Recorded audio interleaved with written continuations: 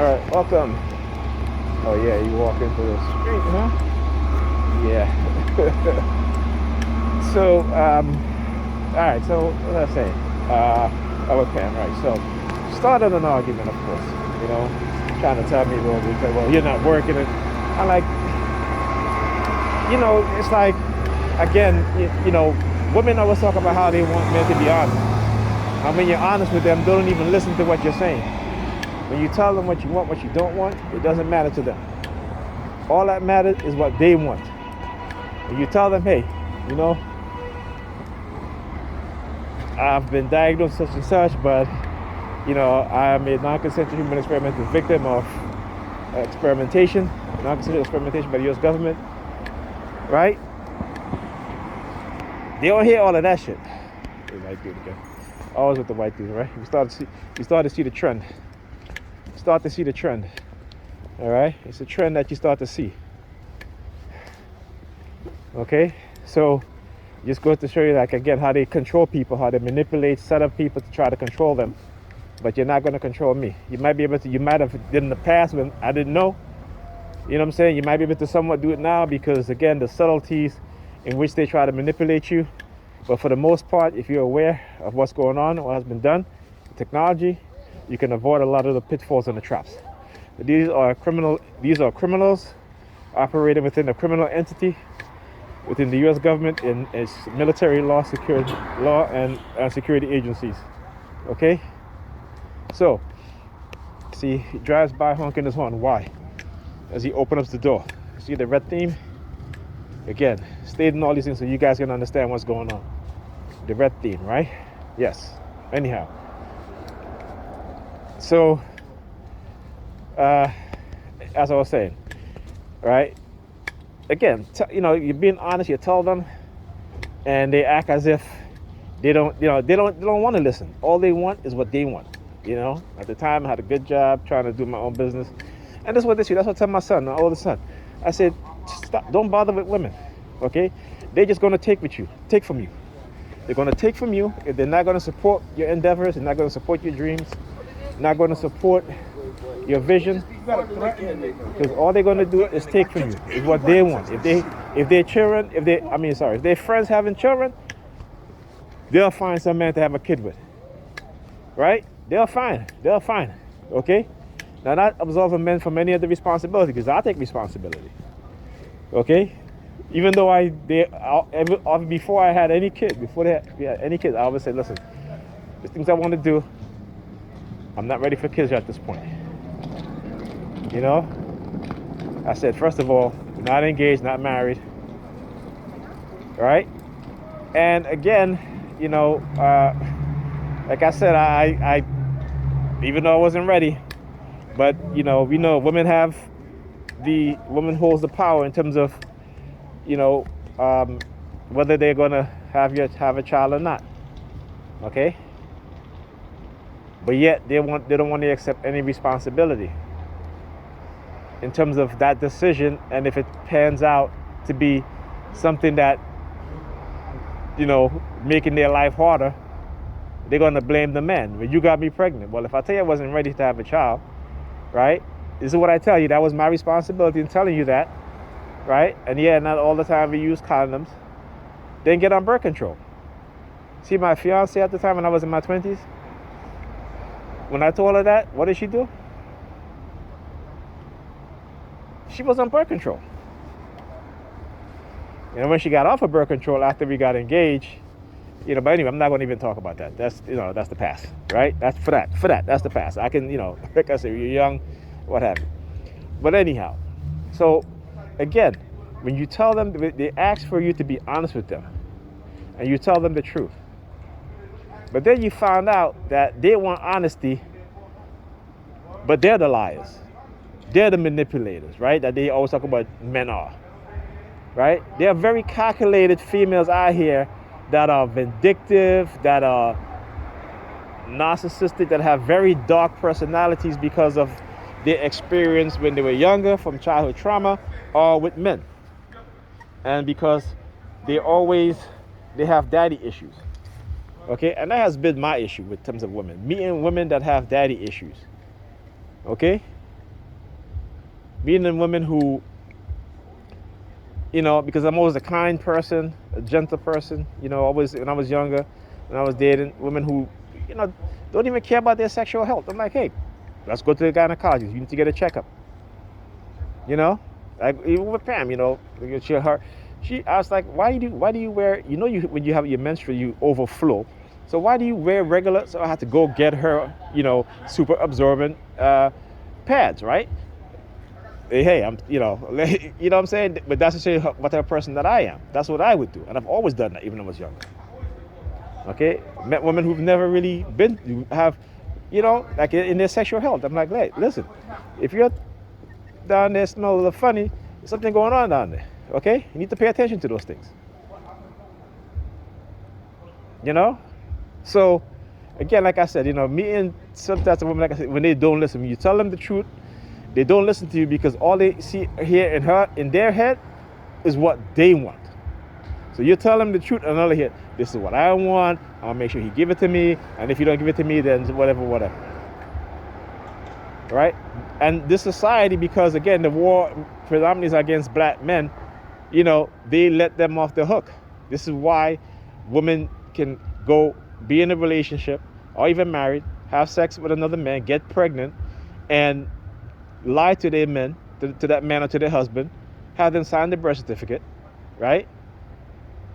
And the laws is such that even when they sign the birth certificate, even if later on you find out that the child is not yours and she got you on child support, there's nothing you can do. There's nothing you can do. Okay? So basically giving women the power to do a lot of shit and then villainizing men in the process. Okay? You gotta understand that. But this is how they built a foundation of loyalty within women, particularly in the religious sense, particularly in the churches where you see a lot of women are in the churches. The men have left the church because, again, the pastors have been using these women as cash cows. Okay? So they don't even listen to their man in their house or their husband, but they listen to the pastor. Right? Who's telling them that this and that, and but this equally yoked bullshit and nonsense. And the only thing they talk about equally yoked is financial. Financial. Why? Because the more money that they both couples make, the more money they can give to the church. But these women don't even understand these things. And that's the problem, is that particularly Negropean women have lost their ability to have insight. Okay? To have insight. Right? That they don't, remember, women are very manipulative, right? More so than men. But they've gotten women so dumbed down that they can't even see when they're being manipulated also. Right? So, but anyhow, this is off the kind of rant there. But back to what I was saying, right? So, this is what they do, man. And they use, particularly for us as TIs, use psychiatry as a tool to villainize, to discredit. And oh yes, that comes back to what I was going to say. So I was, while after me and Pam was having that argument, right? About a few minutes later, I had my tablet playing. I was listening to a program on YouTube. Then the Roland Martin show came on, right? Now, when the Roland Martin show came on, I noticed that everything got really quiet around the house. All of a sudden, I'm looking at my son. He's putting his finger over his mouth, like, hush. Pam came in, walked around, didn't do any sort of targeting at all, none at all, right? My daughter came to me, she gave me a kiss. It was like a moment of tranquility, right? So unbeknownst to me, the issue of the video, I didn't even look at the video, but in the video, Roland Martin was talking about a young man who was killed by a police officer. His mother called the emergency service saying that her son is having some mental issues. And instead of them sending the appropriate response team, they sent a damn near tactical unit to her house. A tactical unit to her house, right? So she went in the house to talk to him. I guess she couldn't get through to him. She went back outside, and they shot this young man in the chest through his bedroom window and lied about it. Okay? Now I'm saying to myself, Why would they send a tactical team, and then why would they shoot this? And this was the question afterwards to the panel he was talking to. But then it dawned on me that, again, a lot of people who have been diagnosed with mental illness are actually victims of non-consensual human experimentation. And a lot of the police officers know it because they are being used as a tool to, just like today, like I said, when, Pam started talking, she started laughing like this shit was funny. Look at this clown, come up here, look at this clown, look at this clown. yeah. See what it is that they know I'm going to put this video out, so they got to send a clown to try to intimidate and try to be like, well, if you're gonna put up this video, then we're gonna use this person to lie and whatever, motherfuckers. Y'all can do whatever the fuck y'all want.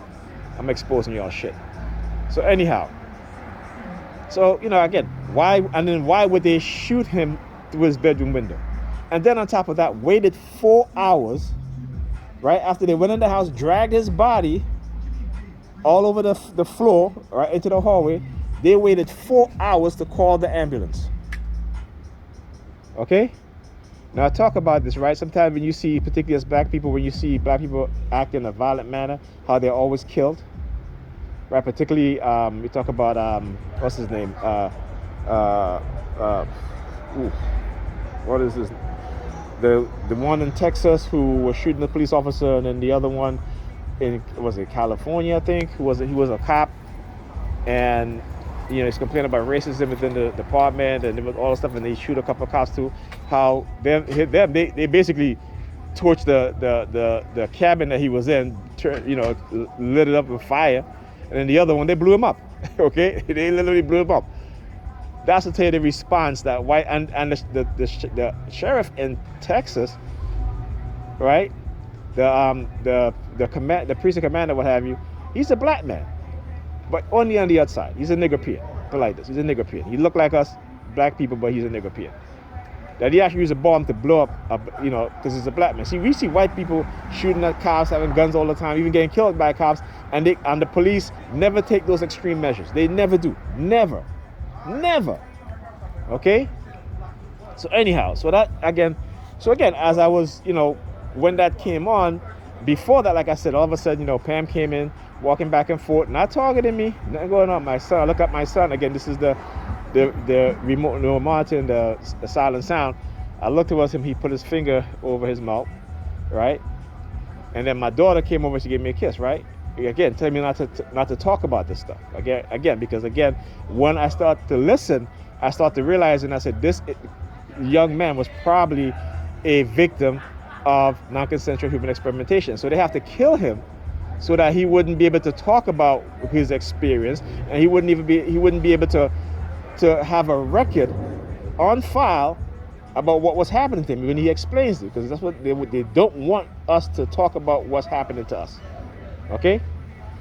So I'm thinking in my mind, I'm saying, nope, you're not going to do that. You're not going to just try to bribe me into not talking about what's happening, because I realized that this kid might be a victim of non-consensual experimentation.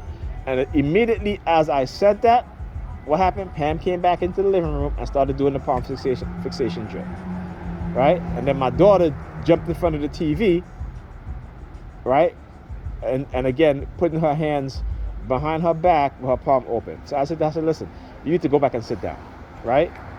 You guys just hear the whoop, the sirens, right? Sometimes they try to threaten my kids, right? Either my son or my daughter.